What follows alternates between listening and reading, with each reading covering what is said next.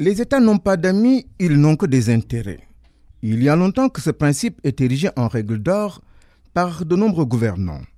Mais cette assertion dont l'esprit et la lettre sont attribués au général de Gaulle nous projette dans une situation en perpétuel recommencement.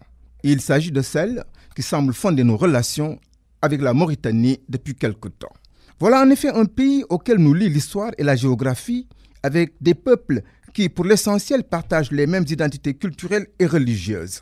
Des peuples qui eurent à tutoyer le même fait colonial et qui ne se souviennent pas de la période de dépendance administrative de la Mauritanie à la ville de Saint-Louis, alors capitale coloniale.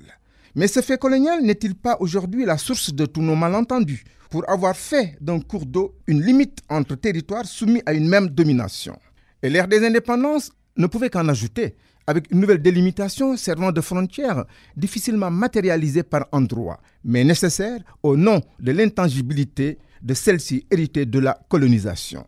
Tout ce rapide survol historique pour tenter l'explication d'une réalité, celle de populations confrontées désormais aux règles édictées par chaque État pour préserver ses avantages naturels, halieutiques ou agropastoraux. Surtout qu'ils constituent des secteurs d'activité pour les mêmes populations qui pourraient être peu préoccupées de lignes rouges à ne pas franchir. Sans contester à un État l'attribut de souveraineté qui lui donne le libre choix de définir les conditions d'accès à ses ressources, tout en reconnaissant le manque à gagner annuel de plus de 50 000 tonnes subi par nos pêcheurs avec l'interdiction des eaux de la Mauritanie, que l'on nous permette pour cela de regretter l'excès de ces services qui a entraîné la mort d'un compatriote dont nous nous inclinons pieusement devant la mémoire.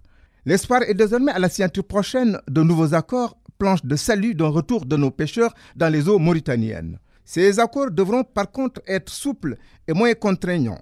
Nous pourrons alors parler de nouveaux chapitres consolidant l'entente fraternelle entre les deux pays, et c'est dans le même esprit que pourrait s'envisager l'exploitation de gisements gaziers à notre frontière commune.